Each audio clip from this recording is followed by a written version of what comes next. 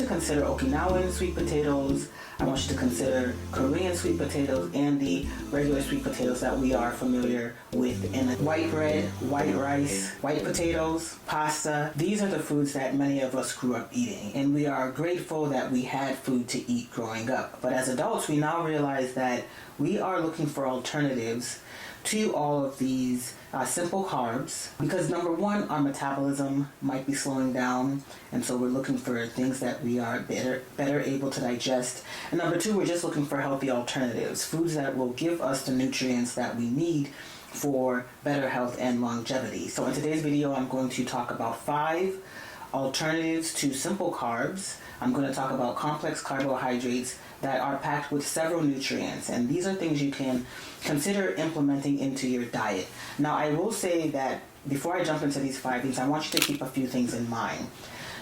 These are things that I would say you should try if you haven't already tried before, but keep in mind that when you're trying new things, you want to be gradual in introducing new food or anything really into your lifestyle, into your life. So try something once, see if it works for you a few times in the week, and then I would suggest you also keep these on rotation if they are good for you. Sometimes we like to eat many things during the week, many different things, and that's just a personal palate, that's a personal preference.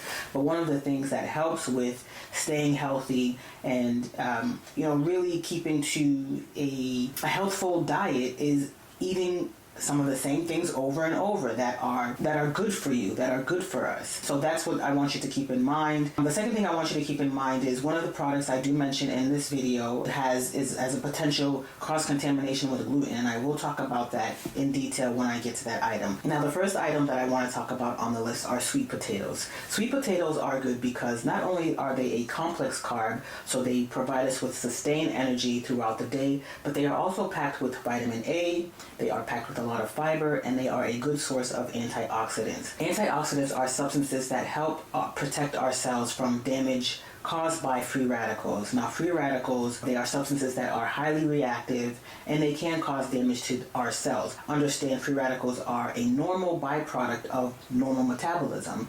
They are also a byproduct of toxins, environmental toxins, food toxins, such as the ultra-processed foods that many of us tend to eat from time to time, and they can, occur through UV rays, from exposure to the sun, for example, as well as exposure to smoke, secondhand smoke or firsthand smoke, for example.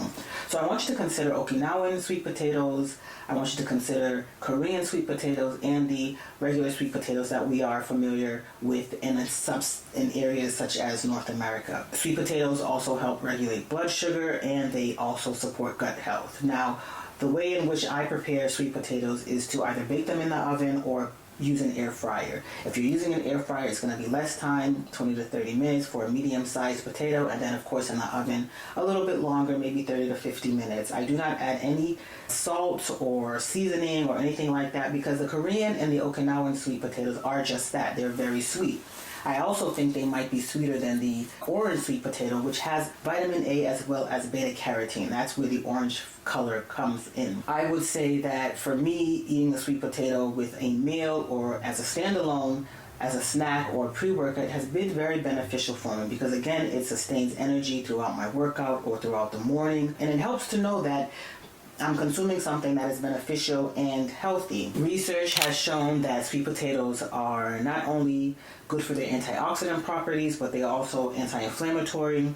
They are hepatoprotective, so they help with liver protection, and they are good for cardiovascular and anti-cancer properties. So please give this particular food item a chance and let me know how it goes. Now, the second product on this I want to talk about is quinoa. Quinoa is a complete protein that has all 9 essential amino acids. It is rich in fiber, magnesium, and iron, and it's good for energy and recovery. I know a lot of people like to eat quinoa as a post-workout meal with some protein, and I want you to consider quinoa because I've tried quinoa in the past. I've had some challenges boiling it and getting it to the right texture that is beneficial for me, or that's just good for my palate, but consider quinoa for several benefits as well. Now, research has also shown that quinoa is good because it has an hypoglycemic effect, so it won't spike your glucose levels, which is very good for those patients who are pre-diabetic or diabetic, or if you're just conscious about how much glucose you're taking in, because there's glucose and sugars hidden in so many foods, and if you're not very diligent about reading nutritional package labels, you may miss how much glucose you're really consuming. It's also gluten-free, so think about quinoa and adding that to your diet as a form of a complex carb that might be very beneficial for you as you're trying to revamp and overhaul your diet. Now, third on the list are oats. Oats, as I mentioned earlier, might be a little bit controversial. I don't know if controversial is the word, but people might think twice about eating oats, and that is because at times oats can be processed in food manufacturing sites that handle gluten. And for those of you who don't know, gluten, people with celiac disease cannot eat gluten. Celiac disease is a chronic autoimmune disorder where the ingestion of gluten, a protein found in wheat, barley, and rye, triggers an immune response that damages the lining of the small intestine. This damage affects the body's ability to absorb nutrients properly and can lead to various health problems. So it's important to know that oftentimes people who eat oats might have a reaction to the oats. If you don't have a gluten allergy or you don't know, I would say everything has to be in moderation initially, as I mentioned first. Try it, see, and if you know that it's not a go for you, then please don't eat it. But to tell you about its properties, oats are packed with soluble fiber, beta-glucan, which supports heart health and stabilizes blood sugar. Now, if you're going to try oats, do not get the prepackaged flavored oats such as cinnamon, maple brown sugar, all of those fancy little things. Buy plain, steel cut, or old-fashioned oats. There is another type of oat that it's slipping my mind, maybe phosphate-free oat. I will list it here. And people like to try it because it gives them the energy they need for the day ahead of them, for the workout ahead of them, and it does provide long-lasting energy and helps to reduce cholesterol. Research has shown that oat consumption promotes immunomodulation.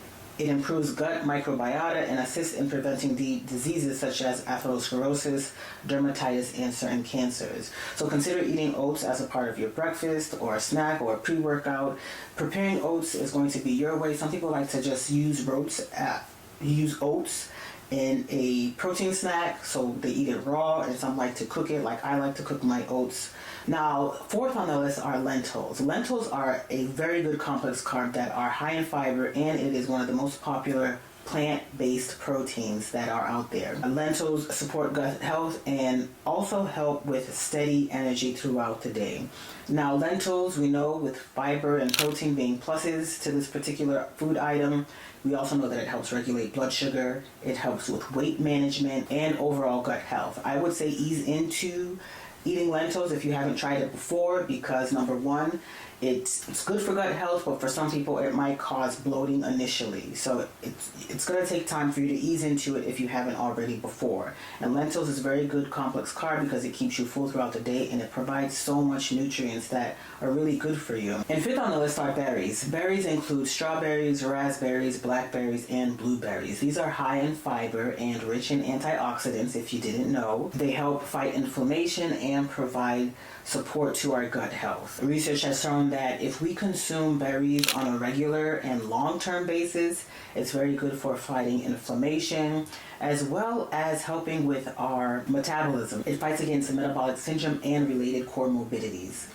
In my previous video, I talked about a lot of morbidities that are affecting Black women, including hypertension, diabetes, heart disease. So I want you to give that video a look and let me know what you think about that video. I hope you will take to heart what I say in that video and pass it along and share it along.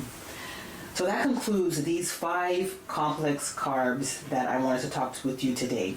Again, I want you to remember to ease into all of these complex carbs. Don't try these all at once. And then once you find the one that hits the spot for you, or a few that hit the spot for you, I want you to keep it on rotation. Even if you feel like you're getting tired of eating the same thing over and over and over again, try to prepare it different ways. And the reason why I want you to keep these on rotation, eat them every 2 days, every 3 days, and it's because it's in the simplicity where we're going to find what works best for us and keep us healthy. And then also we don't have to worry about what we're going to eat. Like if we have a few potatoes on hand, we know that we can just grab it, bake it, and eat it. If we have some oats on hand, we know that we can cook it or put it in our little protein snack with some peanut butter or almond butter, a little bit of honey if you eat honey, or maple syrup, roll it up and eat it as a snack like that. Or if we're going to have soup, we're going to eat it with lentils, or if we're going to put lentils in our salad, we can do that as well. That's what I want to encourage you, is to try and stack and build upon eating these foods, these complex carbohydrates, on a routine basis. And that's where you'll find that your health will start to change and will start to get better. I hope that the information that I provided for you in this video has been very beneficial. If you have any questions about the research that I've used in this video, or any questions in general, leave them in the comments below. I'll be happy to answer them. And if you have any suggestions for future videos, let me know. I've been more than happy to dig into different topics that lovely sisters have requested. So if you want to request something, go ahead. I will dig into it and let you know what I find. I do thank you all for watching, and I shall see you in the next video. Take care. Bye.